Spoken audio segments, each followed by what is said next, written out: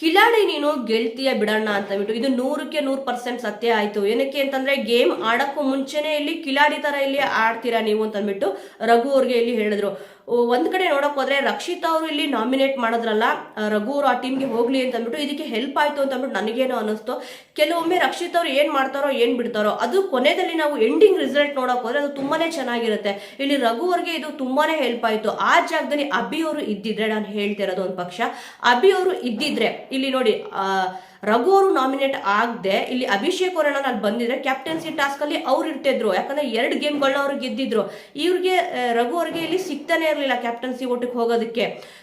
ಇಲ್ಲಿ ರಕ್ಷಿತ್ ಅವರು ತಪ್ಪು ಮಾಡಿದ್ರು, ಸರಿ ಮಾಡಿದ್ರು, ಬಟ್ ಎಂಡಿಂಗ್ ರಿಸಲ್ಟ್ ಅಂತೂ ತುಂಬಾನೇ ಚೆನ್ನಾಗಿತ್ತು. ಆಮೇಲೆ ಎಲ್ಲರೂ ಕೂಡ ಇದ್ರ ಬಗ್ಗೆ ಮಾತಾಡ್ತಾರೆ ನೋಡಿ. ಬೇಕಂದ್ರೆ ಇಲ್ಲಿ ರಕ್ಷಿತ್ ಅವರಿಂದಾನೇ ನೀವು ಕ್ಯಾಪ್ಟನ್ಸಿ ಟಾಸ್ಕ್ ಇಲ್ಲಿ ಆಯ್ಕೆ ಆದೆ ಅಂತ ಅಂದ್ಬಿಟ್ಟು ಇವಾಗ ರಘು ಅವ್ರಿಗೂ ಕೂಡ ಇಲ್ಲಿ ಸಮಾಧಾನ ಅಂತೂ ಇಲ್ಲಿ ಆಗಿರುತ್ತೆ.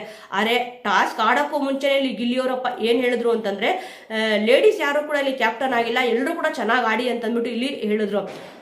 ಆದ್ರೆ ರಘು ಅವರು ನೀನು ಕಿಲಾಡಿ ಇದೆಯಾ ಆಗಿ ಆಗ್ತೀಯಾ ಅಂತ ಅಂದ್ಬಿಟ್ಟು ರಘು ಅವ್ರಿಗೆ ಗಿಲ್ಲಿ ಅವರು ಹೇಳಿದ್ರು. ಇದು 100% ನಿಜ ಕೂಡ ಇಲ್ಲಿ ಆಗಿದೆ.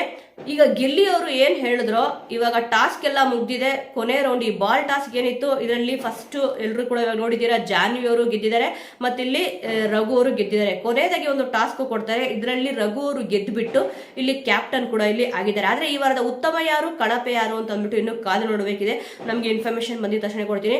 ವೀಕ್ಷಕರೇ, ನಿಮ್ಮ ಅನಿಸಿಕೆ ಪ್ರಕಾರ ಜೆನ್ಯೂನ್ ಆಗಿ ಈ ವಾರದ ಕಳಪೆಗೆ ಯಾರು ಹೋಗ್ಬೇಕು, ಈ ವಾರದ ಉತ್ತಮ ಯಾರಿಗೆ ಸಿಗ್ಬೇಕು ಅಂತ ನೀವು ಅನ್ಕೊಂಡಿದ್ರ ಆಲ್ರೆಡಿ ಇದ್ರ ಬಗ್ಗೆ ಡಿಸ್ಕಷನ್ ಮಾಡ್ಬಿಟ್ಟಿದ್ದಾರೆ ಬಿಡಿ. ರಕ್ಷಿತಾ ಅವ್ರನ್ನ ಕಳಿಸ್ಬಿಡೋಣ ಅಂತ ಅಂದ್ಬಿಟ್ಟು ಕಳಪೆ ಆಟ ಅಂತ ಇಲ್ಲಿ ಅನ್ಸಲ್ಲ. ಸೊ ವೀಕ್ಷಕರೇ, ಇವತ್ತಿನ ಎಪಿಸೋಡ್ ಹೇಗಿತ್ತು, ಈ ವಾರದ ಉತ್ತಮ ಯಾರಿಗೆ ಸಿಗ್ಬೇಕು ಕಳಪೆ ಯಾರಿಗೆ ಸಿಗ್ಬೇಕು ಅಂತ ಅಂದ್ಬಿಟ್ಟು ನೀವು ಅನ್ಕೊಂಡಿದ್ದೀರಾ ಜೆನ್ಯೂನ್ ಆಗಿ ಹೇಳ್ಬೇಕು. ಯಾಕಂದ್ರೆ ಕೆಲವೊಬ್ರು ಇಷ್ಟ ಅಂತ ಅಂದ್ಬಿಟ್ಟು ಅವ್ರಿಗೆ ಕೊಡೋದಲ್ಲ, ಪೂರ್ತಿ ಓವರ್ ಆಲ್ ಆಟನ ನೋಡ್ಬೇಕಾಗುತ್ತೆ, ಯಾರ್ಯಾರು ಯಾವ್ಯಾವ ರೀತಿ ಆಟ ಆಡಿದ್ದಾರೆ ಅಂತ ಅಂದ್ಬಿಟ್ಟು.